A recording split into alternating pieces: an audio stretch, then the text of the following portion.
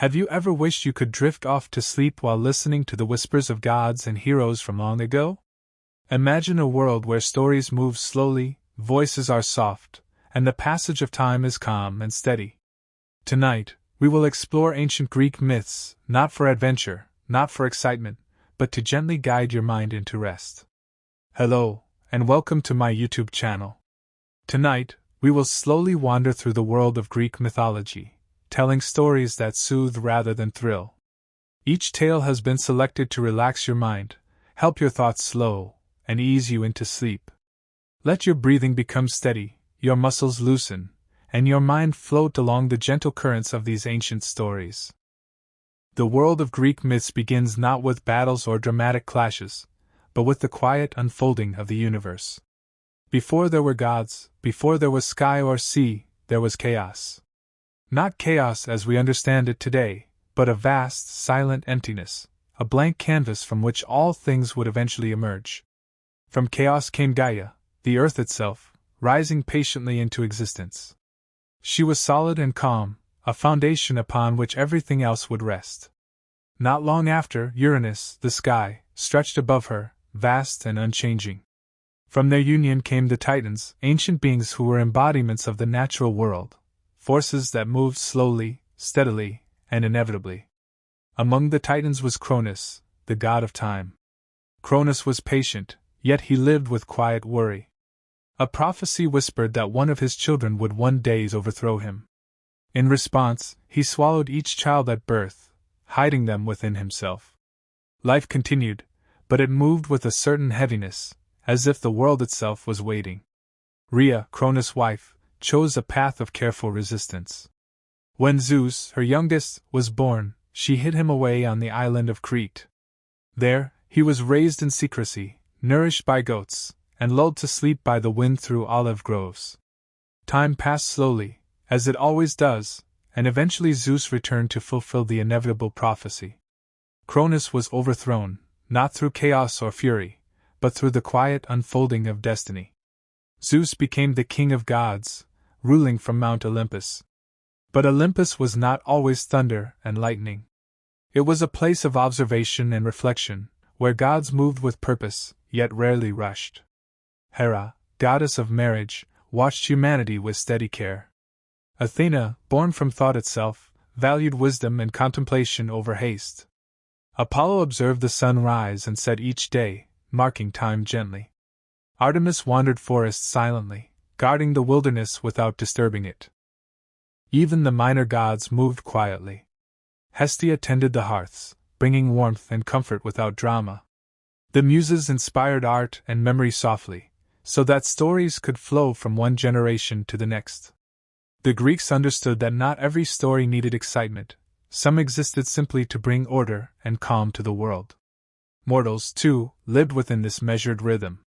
Farmers followed the patterns of the seasons, guided by Demeter, goddess of the harvest. Fields grew slowly, winter arrived to rest the earth, and spring returned quietly, coaxing life from the soil.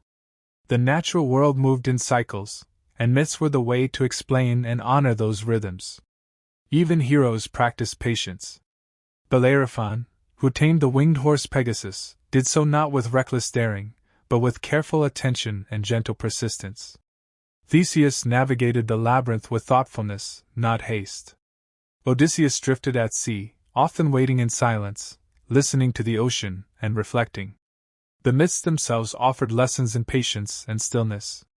Monsters were not just obstacles, they were challenges to be understood and approached with care. The Hydra, Cerberus, and other mythical beings were defeated not through sheer force but through cleverness, strategy, and observation. Love stories, too, unfolded slowly. Orpheus descended into the underworld with nothing but his music. The story emphasizes calm, careful action, and the soothing power of melody. Even tragedy in Greek mythology often carried a quiet, reflective quality, teaching lessons about patience, humility, and the inevitability of life's natural order. Mortals and gods alike respected cycles. Poseidon did not lash the seas every day. The waves rose and fell in their natural rhythm. Even Hades, ruler of the underworld, maintained impartial order. The asphodel fields were calm and neutral, allowing souls to wander gently, without pain or chaos. Through these myths, the Greeks imparted the wisdom of harmony. Life was to be observed and respected, not rushed. Sleep was sacred, rest essential. Heroes, gods, and ordinary mortals all shared in these rhythms, learning from them, moving through the world in gentle steps, and embracing the slow unfolding of time. The stories often highlight quiet moments: the soft rustle of olive leaves, the gentle lapping of waves, the subtle murmur of a distant river. Festivals were calm, music flowed like a soft breeze, and even the actions of the gods were measured and purposeful. Nothing was hurried, nothing forced. As you listen, imagine walking through ancient Greek landscapes. Feel the warmth of the sun on white marble temples. Hear the faint chanting of priests in distant courtyards. See shepherds tending flocks under the serene sky. The world moves slowly, and so should your mind. Let it.as night falls in these myths, the stories move even more gently. Imagine the quiet moments of mortals and gods alike. Heroes rested after journeys. Farmers sat beside the soft glow of hearths. Travelers paused at riverbanks, listening to water ripple over stones. Even in myth, the Greeks understood that rest is essential, that life has pauses as important as actions. One of the most common stories comes from Demeter and Persephone. Their tale is not one of loud battles or dramatic confrontations, but of love, absence, and gentle cycles. Persephone wandered one day, picking flowers in a meadow, when the earth opened beneath her. Hades, the quiet and patient ruler of the underworld, took her below, not violently, but as a natural shift of fate. Drinks were just as important as food. Clean water was unreliable, so ale was consumed daily. Medieval ale was thick and cloudy, more like liquid bread than modern beer.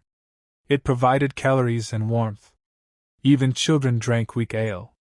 Taverns sold stronger drinks, including spiced wines sweetened with honey. Alcohol relaxed the body and dulled pain. It made heavy food easier to enjoy and harder to refuse. Drinking was not separate from eating. The two went together, especially at night. Taverns were places of warmth and noise, even after dark. Inside, the air was smoky and thick. Wooden tables were crowded with bowls of stew, plates of meat, and chunks of bread. Food was salty and heavily seasoned, encouraging more drinking. Laughter echoed softly. For a few hours, worries faded. The wealthy experienced their own version of junk food. Their feasts were enormous, lasting for hours.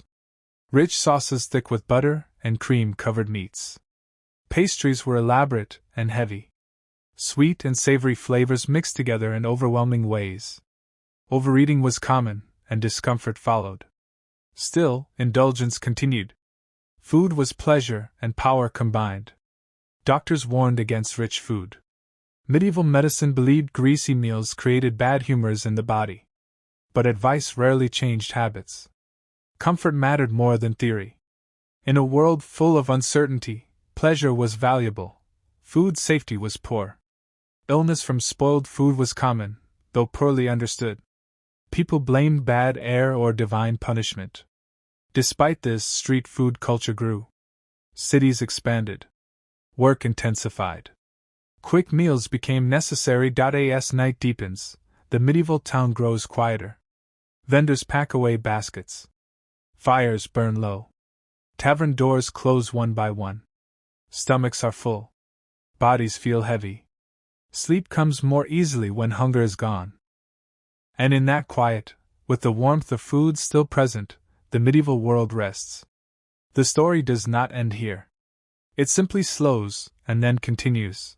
The medieval town remains still beneath the night sky, as if it is breathing slowly, in and out, with the people who live within it. The warmth of food settles deeper into the body now, spreading gently, easing tired muscles and quieting restless thoughts. This feeling of fullness is familiar. It comes at the end of many days, a small reward after long hours of effort. In the Middle Ages, food was not simply nourishment.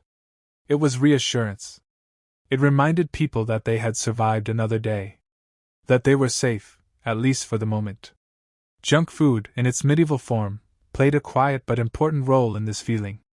Street food was woven into daily life. Vendors appeared where people naturally gathered. Near bridges where travelers crossed. Outside city gates where workers returned at dusk. Near churches after services. And always near taverns, where warmth and light spilled out into the street. These sellers knew what people wanted. Food that was hot. Food that was filling. Food that required no waiting.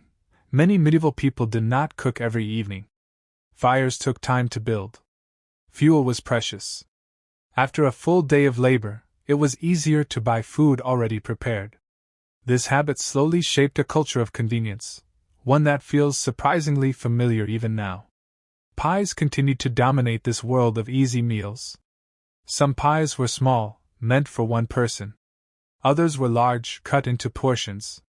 The filling varied constantly, depending on what scraps were available. Beef, pork, mutton, fish, or mixtures of many things. Sometimes the filling was rich and satisfying. Sometimes it was questionable. But it was always warm. This lesson is mirrored in every quiet moment of the stories. Sleep, observation, and patience are powerful. The stories of gods and humans show the rhythm of life. Night falls, and mortals retreat to their beds, resting while gods look on with gentle care. The soft illumination of lamps, the whisper of wind through olive trees, and the gentle lapping of distant waves create a soothing backdrop for life. Each myth is a reminder that calm observation, patience, and quiet action are valuable. Even monsters are part of this rhythm. The Hydra's heads regrow slowly, Cerberus guards the underworld calmly, and even Medusa's gaze has purpose and pattern. These stories illustrate that danger is often methodical, not chaotic, and patience is key to understanding and overcoming challenges. The cycles of the seasons, the changing of the sun, and the flow of rivers provide a constant backdrop to these tales. They remind mortals of life's rhythm, the inevitability of rest, and the quiet beauty in repetition. Mythology teaches that even great deeds benefit from reflection, and even small actions contribute to the world's harmony. Greek myths also teach the importance of gentle observation. Heroes who rush are often defeated, those who wait, who think, who observe, succeed. Life itself moves slowly, and myths honor this pace. Sleep, contemplation, and patience are recurring themes throughout these ancient tales. As we move further into these myths, consider the quiet lives of gods and mortals alike. Even mighty heroes, celebrated for their daring and courage, had times of stillness. Perseus, before facing Medusa, spent days observing, learning, and preparing. He did not rush. Each step, each thought, each plan was deliberate. The myth teaches patience. Even in challenges, calm reflection is essential. The story of Hercules, often remembered for his incredible feats, also includes moments of quiet labor and steady perseverance. The 12 labors were not just tests of strength, they were slow journeys requiring thought, timing, and endurance. Even when performing great deeds, Hercules moved with a steady, measured pace. The myths remind us that true power is found in persistence and patience, not in hurried action. Let us return to the gods. Hermes, the messenger, glided softly between the worlds of gods and mortals. He was rarely loud or imposing, his work was delicate, precise, and fleeting. Artemis wandered forests silently, guarding animals and travelers with calm observation rather than dramatic intervention. Athena, goddess of wisdom, provided guidance with quiet words, encouraging mortals to think and reflect. Even Apollo, who drove the sun across the sky, did so with a serene, unwavering rhythm. In the mortal world, life unfolded gently. Farmers rose with the sun, tending crops, listening to the wind through the fields, and feeling the slow passage of seasons. Fishermen drifted on calm seas, hearing waves ripple softly against their boats. Families gathered in the warmth of their homes, telling simple stories, observing the night sky, and resting in harmony with the world. The myths themselves reflect this calm rhythm. Consider the tale of Orpheus and Eurydice. Orpheus descends into the underworld with nothing but his music. The darkness is profound, yet not frightening. Each note soothes the spirits around him, each step is measured and careful. Even in moments of tension, The story emphasizes patience, reflection, and gentle action. Orpheus' journey is not about rapid triumph, it is about slow, careful persistence, the kind of rhythm that encourages rest rather than excitement. Another story of quiet wonder is that of Demeter and Persephone. The slow cycle of seasons reflects the natural ebb and flow of life. When Persephone descends into the underworld, winter arrives, a pause for the earth itself. When she returns, spring unfolds gradually, bringing renewal. The myth is a gentle reminder that rest is necessary, that all life benefits from a pause, and that cycles of activity and stillness are natural and restorative. Even mythical creatures often embody calm and rhythm. The slow-moving rivers of Hades, the steady flow of the Styx, and the measured steps of Cerberus all reflect the structured, deliberate pace of life after death. There is no rush. There is balance. The myths teach that even endings can be gentle, that peace and order are often found in quiet observation. Now, imagine the quiet moments of Olympus. The gods may convene, but their meetings are thoughtful and measured. There is no unnecessary shouting or dramatic outburst. Decisions are made carefully, and the world continues in steady, predictable motion. Mortals live their lives beneath this calm guidance, their actions often small but meaningful.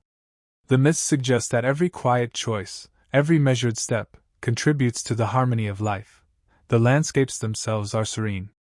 Picture rolling hills, olive groves, and gentle rivers winding through the countryside. The wind rustles leaves softly. The sun casts warm light over temples and fields. Night falls with calm inevitability, stars emerging slowly across the sky. This imagery, repeated in countless myths, encourages the mind to relax, to follow the slow, steady rhythm of the natural world. Even conflict, when it occurs, is often measured and instructive. The gods may disagree, but their disputes are resolved with wisdom rather than chaos. Mortals learn from these stories that understanding, reflection, and patience often yield better results than impulsive action or violence. Each tale carries a quiet lesson about life's rhythm, about the value of calm observation, and about the restorative power of patience. As the night deepens, let your mind settle. Imagine yourself walking slowly through ancient Greek cities and forests. Feel the warmth of stone temples under your fingers. Hear the distant laughter of children playing quietly in a courtyard.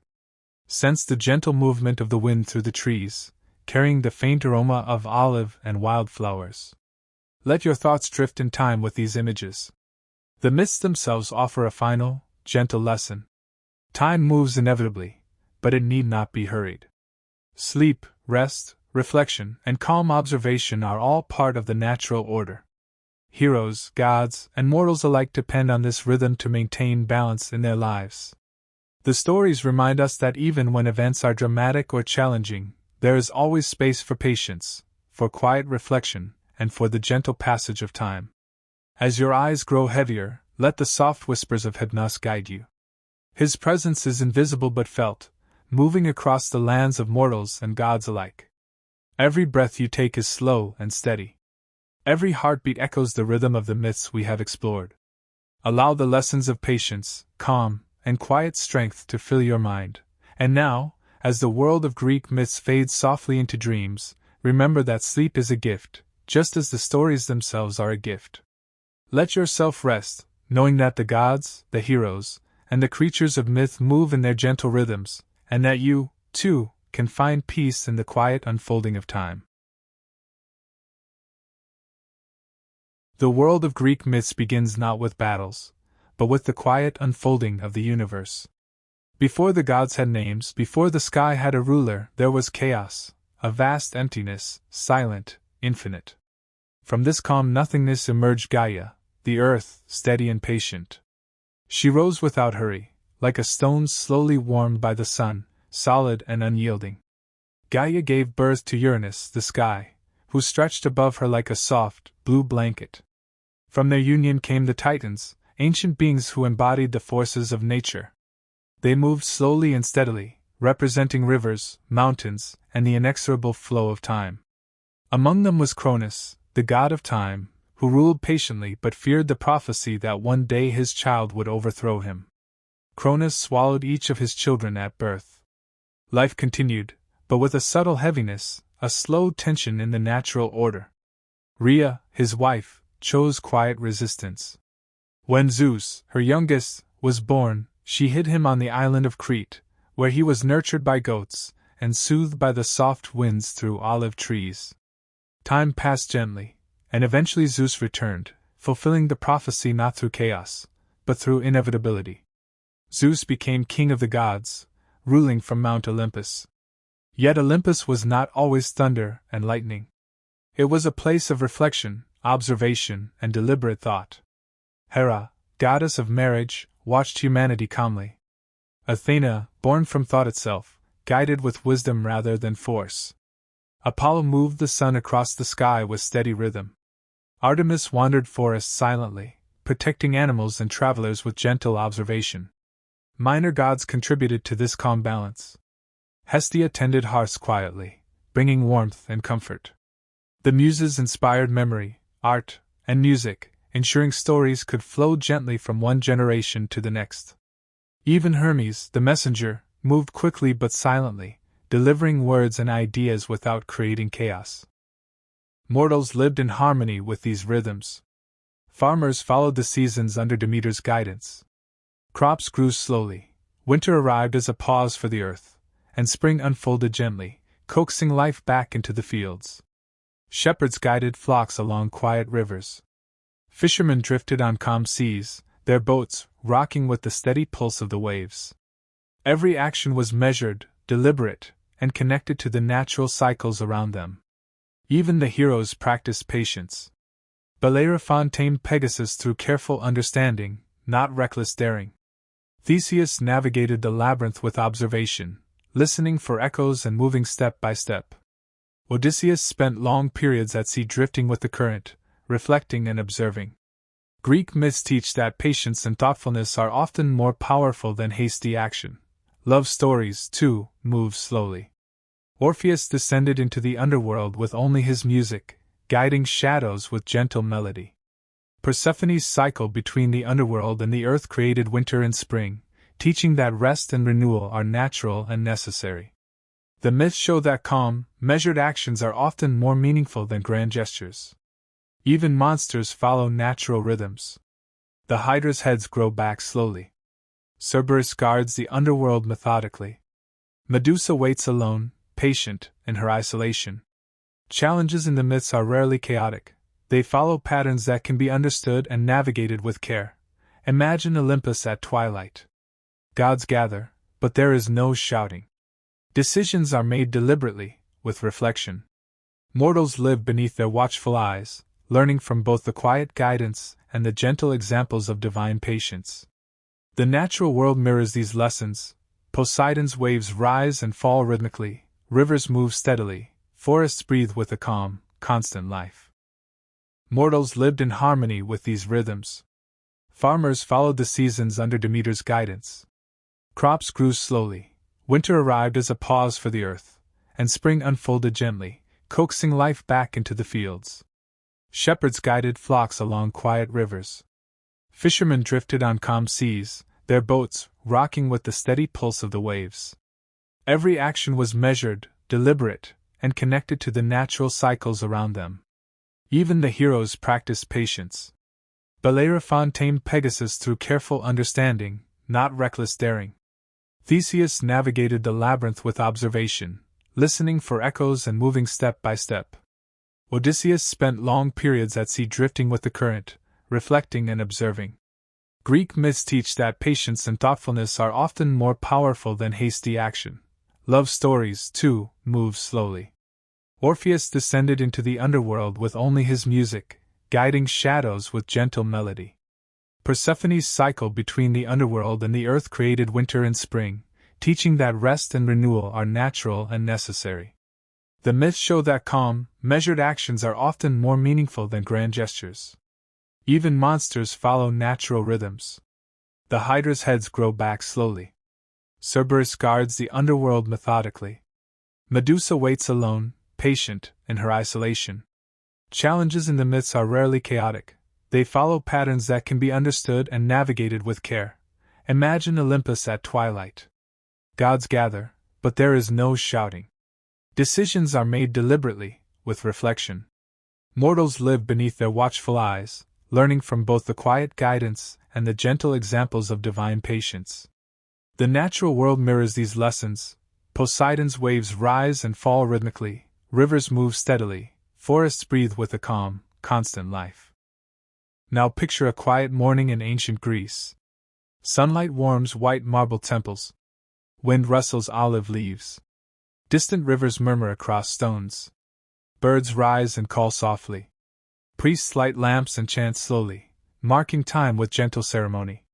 These subtle, peaceful details appear throughout Greek myths, teaching that stillness is valuable and life's rhythms are sacred. Let us explore minor myths that are often overlooked, yet perfectly suited to this sleep-friendly storytelling. Pan, the god of shepherds and flocks, wandered quiet forests playing his pipes. His melodies were soft, enchanting, and calming. Not a song of battle or conquest, but one of gentle motion, echoing through trees, hills, and streams. Hephaestus, the god of fire and craftsmanship, worked in his forges. Sparks glowed softly in the dim light, each hammer strike steady and rhythmic. His creations took time, patience, and precision. The story reminds us that great work, like rest, cannot be rushed. Even the muses have tales of their own, walking alongside poets and artists, whispering ideas softly. They never shout, they do not demand. They inspire quietly, letting the imagination flow, slowly building worlds in thought before they appear in action. Heroes in these myths also have moments of pause that teach calmness. Achilles slept beneath stars, Odysseus reflected on long journeys at sea, and Perseus prepared for his quest slowly, considering every step. These narratives remind us that even those remembered for courage and daring found value in reflection, patience, and quiet action. The world itself is a character in these myths. Rivers flow endlessly but calmly. Mountains rise, immovable and steady. Winds whisper through trees, and seas lap at shores with a measured rhythm. The natural world teaches harmony, patience, and the gentle inevitability of time. Even in conflict, lessons are calm and reflective. Disputes among gods are resolved with counsel, cleverness, and subtle maneuvering, not chaos. Mortals learn that observation, understanding, and patience often achieve more than rash actions. Every myth reinforces the idea that time's slow, steady rhythm is a gift, and that sleep, reflection, and calm observation are essential parts of life. As night deepens, imagine lying on soft grass beneath the stars, the faint scent of olive trees in the air, distant rivers moving slowly, and the gentle hum of life all around. The gods, the heroes, and the minor figures of myth are resting, observing, and moving with purpose, but never in haste. The gentle lessons of Greek mythology encourage calm breathing, slow thought, and deep rest. Sleep is sacred, reflection is valued, and every small action has meaning. Even when events are dramatic, the myths allow moments of pause, helping both gods and mortals find balance and tranquility. As your eyes grow heavy and your mind drifts, Hypnos, the god of sleep, moves silently nearby. His presence is soft, invisible, yet undeniably comforting. Each breath you take matches the rhythm of the myths, steady, calm, and restorative. The stories have lulled you into a quiet understanding of time, patience, and gentle action. And so, as Greek myths fade slowly into dreams, know that sleep is natural, the world moves in harmony, and every quiet moment matters.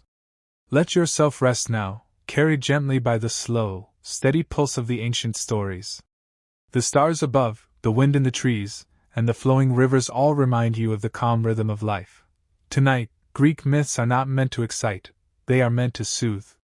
Let them guide you softly into rest, knowing that the gods, heroes, and creatures of legend move in gentle rhythms, and that you, too, can find peace and calm in the slow, unfolding passage of time. The stars above, the wind through the trees, the soft murmur of rivers, they all exist as reminders of the slow, enduring rhythms of life. And as your mind drifts further into rest, carry with you the calm, measured lessons of these ancient stories. Patience, reflection, and gentle observation are powerful, and even the smallest quiet moments hold meaning. Tonight, Greek myths are not meant to thrill. They are meant to soothe, to guide, to help you drift gently into sleep. And as you rest, imagine the gods smiling softly, the heroes dreaming peacefully, and the world itself resting in harmony.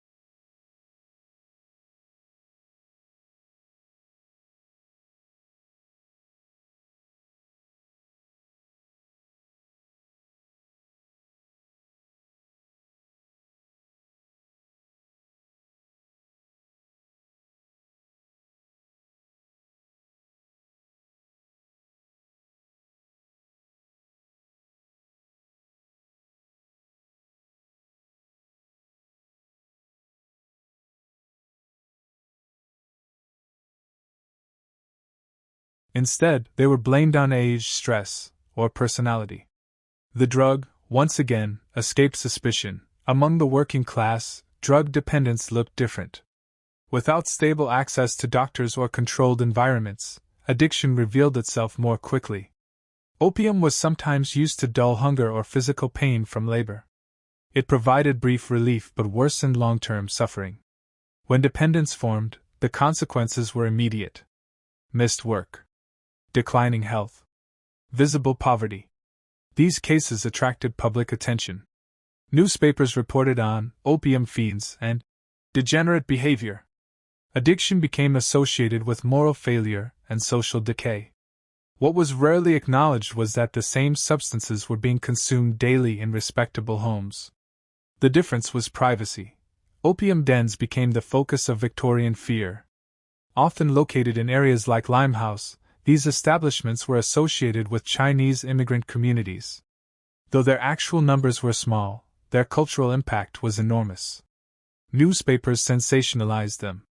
Novels depicted them as dark, exotic, and dangerous. Middle-class Victorians imagined them as places where morality dissolved and civilization itself was threatened. This narrative served an important purpose. It allowed society to externalize the problem.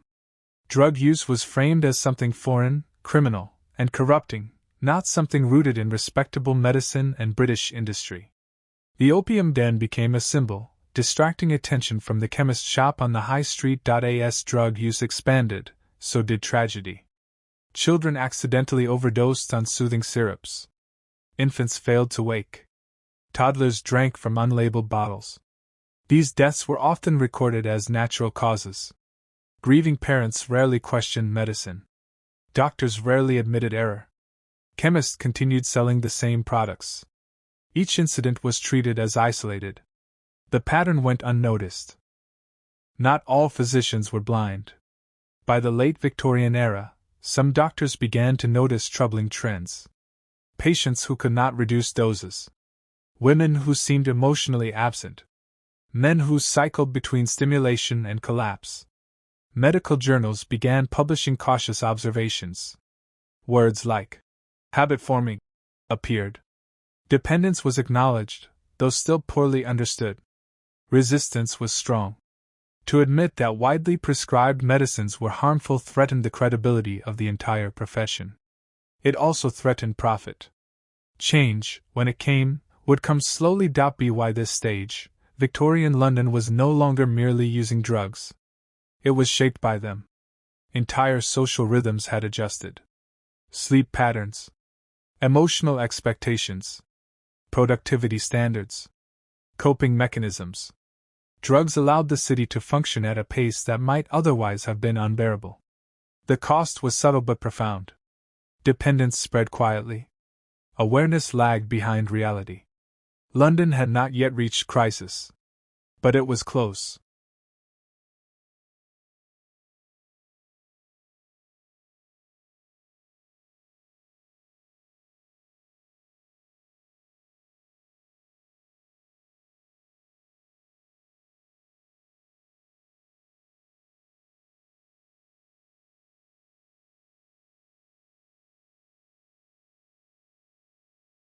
By the closing decades of the 19th century, the city that had quietly medicated itself was beginning to confront its own reflection.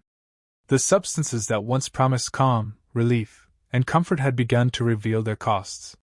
London could no longer pretend that all was well behind closed doors, or that the hidden dependencies in respectable homes were harmless curiosities. It began slowly, as most truths do. Doctors, who had long trusted the effects of laudanum, morphine, and later cocaine, began to notice patterns. Patients returned repeatedly, not cured but in need of larger doses. Sleep no longer came easily, even with medication. Emotional fragility persisted. Occasionally, sudden collapses or fatalities brought attention to the substances themselves. For women, the realization was quietly devastating. Generations had been prescribed opiates for conditions ranging from childbirth to mild anxiety. Entire households had absorbed the medicine as a daily fixture. Many had learned to rely on it not only for pain but for emotional survival. The very tools meant to sustain life had become chains, invisible but unrelenting. Medical journals began to discuss the phenomenon cautiously. Words such as habit-forming tolerance and dependency appeared in print, though they were still treated as secondary concerns. Addiction was not yet fully recognized as a medical condition. It was something that happened to weak characters or ill-disciplined patients. Still, for the first time, some physicians began to acknowledge that the medicine itself could be dangerous. They published case studies showing women debilitated by chronic laudanum use, men suffering from overstimulation due to cocaine, children harmed by unregulated syrups. Even prominent writers and intellectuals became cautionary examples of how chemicals could subvert health and creativity. The cautious language reflected fear of admitting error, fear of undermining authority, and fear of destabilizing a society that had long equated respectability with virtue. Medicine had promised solutions, and those solutions had worked well enough to delay scrutiny. Now, slowly, the cracks were becoming impossible to ignore. Awareness spread beyond medical circles through newspapers and pamphlets. Investigative journalists began exposing the contents of widely sold tonics and elixirs. Shocked readers discovered that soothing syrups contained opium, that invigorating tonics hid cocaine, and that children had been given doses with no idea of danger. The public began to question what had previously been taken on trust. Moral panic grew, focused largely on the opium dens in districts like Limehouse. Sensationalist accounts painted these spaces as dens of vice and corruption, reinforcing fears of foreign influence and urban decay. Yet few admitted that identical substances were circulating in quiet, respectable homes. The scandal of visible use masked the far more insidious, invisible dependence in society's center. Parents worried about accidental poisonings. Clerks and factory workers became more conscious of stimulants in tonics. Children were no longer seen purely as passive recipients of medicine. Concern about dosage, labeling, and safety began to rise. Slowly, regulations became imaginable. The first meaningful governmental interventions were modest and cautious. The Pharmacy Act of 1868 limited the sale of certain poisons, including opium. It required chemists to keep records of purchases and clarified some labeling requirements. Laudanum could still be obtained, but oversight became more formal.